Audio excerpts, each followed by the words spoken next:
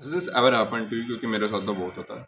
Like मेरे past में मेरे साथ ये चीज़ बहुत ज़्यादा हुई है, क्योंकि मैं ना बहुत ज़्यादा कार्ब्स खाता हूँ। मतलब कार्ब्स इतने इतने, मतलब 10-10 रोटियाँ एक साथ, इतने कार्ब्स, मतलब आप उसको डाइजेस्ट भी नहीं कर पाते हो, इतने कार्ब्स खाता था मैं। तो होता क्या है ना, मैं जब भी अपना काम करने बैठता था, मतलब वीडियोस बनाने बैठता था या फिर पढ़ने बैठता था, तो मुझे सिंपल से सिंपल टास्क को करने में, जैसे कि अपना पेन ढूंढने में ही मेरे को 10 मिनट लग जाते थे, क्योंकि मेरा माइंड ऐसी दुनिया में खोया हुआ होता था because of the carb crash, कि मैं कुछ भी काम पर अपना 1% भी फोकस सही से नहीं दे पाता था। मतलब पहला क्वेश्चन मुझसे लगता ही नहीं था, मुझसे उसमें लिखा हुआ था कि 2/2। I thought what the fuck is 2/2, 2 1 2। Like मेरा ब्रेन इतनी स्लो कैपेसिटी में काम कर रहा था कि मैं इतने सिंपल से सिंपल टास्क नहीं कर पा रहा था। और ये ऑल इसलिए हो रहा है क्योंकि आपके दिमाग में कोई प्रॉब्लम नहीं है। आपका दिमाग, हम सबको नॉर्मल दिमाग मिला है, नॉर्मल फंक्शनिंग वाला।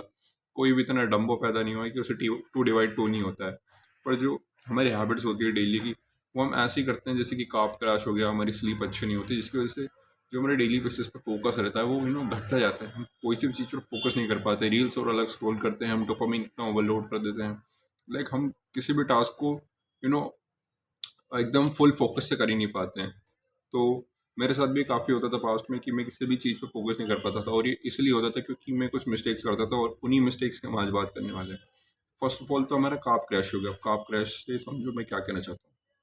देखो, जो हमारी इंडियन डाइट होती है उसमें आपको पता है बहुत ज़्यादा कार्ब्स होते हैं। मतलब इतने कार्ब्स होते हैं कि इतने कि आपको नीड भी नहीं है। 400-500 ग्राम तो आप दिन भर में खाए जाते हो, जिन और इतना तो आप फिजिकल वर्क भी नहीं कर रहे हो कोई लेबर वाला जिसकी आपको इतने कार्ब्स की ज़रूरत है।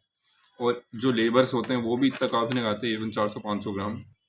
और जो आप काम नहीं कर रहे हो, जब आप 400-500 ग्राम खाते हो, तो सोचो आपकी बॉडी में कितना इफेक्ट पड़ता है। और आपकी बॉडी को कार्ब्स चाहिए नहीं होता, तो वो क्या करती है, उसको फैट, जैसे फैट के लिए स्टोर कर लेती है। मतलब फैट के प्लेस पे स्टोर कर लेती है वो कार्ब्स को।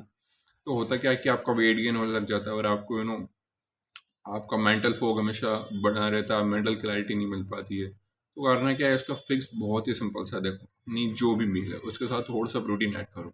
अब मैं कोई ज़्यादा नहीं बोल रहा हूँ कि 60-70 ग्राम प्रोटीन हर मील में खाओ, but at least try to get at least 15 to 20 grams of high बायोलिटी वाला प्रोटीन अपनी हर मील में। ये तो मिनिमम है।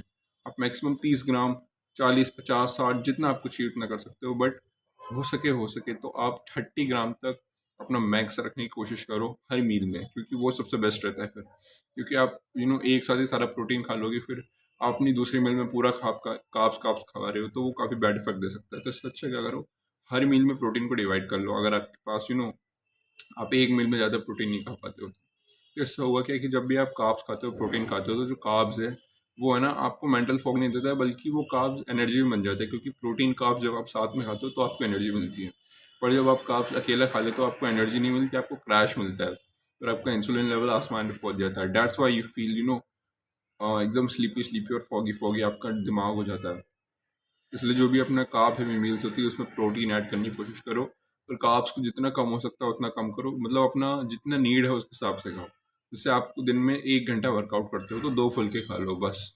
इससे ज़्यादा कार्ब्स की आपको कोई ज़रूरत नहीं है। अगर आपको थोड़ी वॉकिंग ज़्यादा करते हो तो मैक्स टू मैक्स 200-300 ग्राम चावल और खा लो। उससे ज़्यादा क्या ही कर लोगे, उससे ज़्यादा कार्ब्स की आपको नीड ही नहीं है। तो अपनी डाइट से जितने भी अननेसेसरी कार्ब्स, जैसे बनानाज हो गया, वो भी रिड्यूस कर दो। अगर आप अच्छा प्रोटीन ले रहे हो अपने ओवरऑल डाइट में, तो फिर आप वो चीज़ें ऐड कर सकते हो। हमारा दूसरा पॉइंट है स्लीप। अब देखो, स्लीप ही वो चीज़ है जिसकी वजह से आप स्लीपी फील करते हो, है ना, सिंपल एज दैट।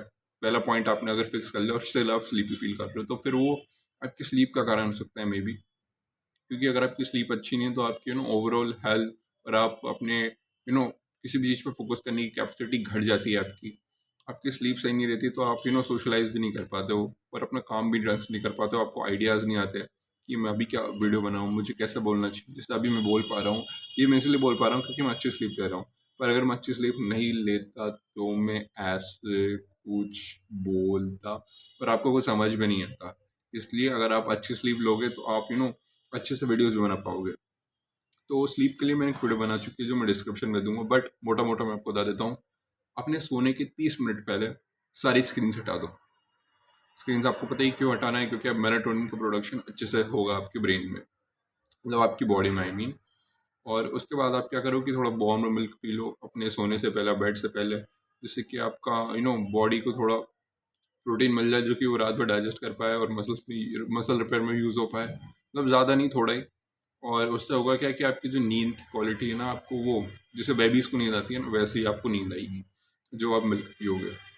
और तीसरी चीज़ है कि आप स्ट्रेच कर सकते हो। देखो, स्ट्रेच करने से होगा क्या कि जो आपकी बॉडी है ना वो काफ़ी रिलैक्स हो जाती है। जो स्टिफनेस दिन भर मसलनेस में सोर होती है, आप ऐसे झुक के बैठे होते हो, ये सब चली जाती है और आप काफ़ी रिलैक्स्ड फील करते हो। और जब आप सोते हो तो आपको हर वक्त वो बेचैनी सी नहीं रहती, आप रिलैक्स होकर सो पाते हो। तो आप नॉर्मल स्ट्रेचेस कर सकते हो, यूट्यूब पे सर्च कर सकते हो चाइल्ड पोज, और अपना पुल अप बार से हैंग कर लो, थोड़ा कोबरा स्ट्रेच हो गया, कैट और काउ स्ट्रेच हो गया, बहुत सारे स्ट्रेचेस होते हैं। तो मतलब आपको 2-3 पता भी होंगे, वो आप कर सकते हो। यू नो आप डेली बेसिस भी करते होंगे स्ट्रेचेस नॉर्मल, बस उन्हीं को थोड़ा अच्छे टाइम देके कर लो। और हाँ, तो यही था हमारा स्लीप का पॉइंट। और ये जो मैंने 3 स्टेप्स बताए, अगर आप ये फॉलो कर लोगे तो आपको वीडियो देखने की कोई ज़रूरत नहीं है। अगर ये 3 स्टेप्स से फॉलो कर लोगे ना तो आपका स्लीप बहुत अच्छा हो जाएगा, मतलब लाइक 90% लोगों से अच्छा हो जाएगा। उसके बाद तीसरी चीज़ ये मेरे को बहुत हेल्प करी है कि आप है ना अपने आप को मेंटली वार्म अप करो। देखो मेरे साथ क्या होता है कि मैं जब भी पढ़ने बैठता हूँ तो लाइक अगर मैं डायरेक्टली एकदम कुछ भी पढ़ने लगता हूँ ना तो मेरा दिमाग चलता नहीं है। मतलब मेरे को एक वार्म अप की ज़रूरत होती है। जैसे अगर मैं मैथ्स पढ़ने बैठा तो मुझे थोड़े पहले आसान से सवाल लगाने पड़ते हैं, तभी मुझे दूसरे क्वेश्चन समझ आते हैं। पर अगर मैं डायरेक्टली बैठ जाऊँ पढ़ने तो आधे घंटे तक तो मेरा दिमाग चलता ही नहीं है, वार्म अप ही नहीं हो पाता। जैसे वर्कआउट के पहले वार्म अप चाहिए रहता है, वैसे ही मुझे भी वार्म अप चाहिए रहता है। पर आज जैसे आपको वीडियो बनाने हैं तो आप एक शॉर्ट वीडियो बना लो, या फिर अपने कैमरा की रिकॉर्डिंग बटन को बंद रखो और उसको सामने 10 मिनट बोल लो, या फिर 5 मिनट बोल लो, जिससे कि आपका वार्म अप हो जाएगा। तो कोई भी टास्क कर रहे हो तो उसका छोटा सा एक वार्म अप कर लो। जैसे वर्कआउट के पहले हम आर्म सर्कल्स करते हैं, जंपिंग जैक्स करते हैं, जिससे हमारा वार्म अप हो जाता है, ब्लड में बॉडी में ब्लड बढ़ जाता है, जिससे कि इंजरी के चांसेस कम हो जाते हैं। तो अगर आप वार्म अप करोगे अपने टास्क के पहले तो आपकी स्लीपनेस और काम पे काम फोकस करवाने की जो प्रोबेबिलिटी है वो कम हो जाएगी। और हमारा फिफ्थ है कि आप you can sit in the sun. ठंड में काफ़ी दिक्कत आती है लोगों की, वो ठंड में काम नहीं कर पाते। ठंड में अगर आप धूप में बैठ के काम करोगे तो काफ़ी अच्छा रहता है वो, क्योंकि धूप में आपको कॉन्स्टेंटली विटामिन डी भी मिल सकता है। अपने पैरों पे विटामिन डी ले लो, अपने पूरे लेग्स पे धूप ले लो, या फिर अपनी पीठ पे धूप ले लो। और अपने चेहरे को आप ढक सकते हो, या फिर उसको अवॉइड कर सकते हो उस पर धूप लेना, जिससे कि हार्श यूवी रेस आपके चेहरे पर ना पड़े।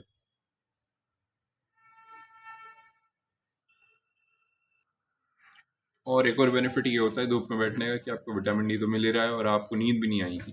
मतलब जो आपकी स्लीपनेस होती है वो भी आपको नहीं होगी, और आप कमरे में जो आपको आलस आता है वो भी नहीं होगा। मतलब आपको धूप में बैठ कर अगर अपना काम करोगे तो आपको मल्टीपल बेनिफिट्स मिलेंगे। तो ये तो कुछ पॉइंट्स थे कि आप अवॉइड कर सकते हो अपने काम के दौरान स्लीपी फील करना, और आप अपना पूरा अटेंशन और फोकस अपने काम की ओर दे पाओगे। Okay, thanks for watching. कोई भी क्रिटिसिज्म लगे तो मुझे कमेंट्स में रिस्पेक्टफुली बता देना। एंड या, थैंक्स फॉर वॉचिंग, बाय।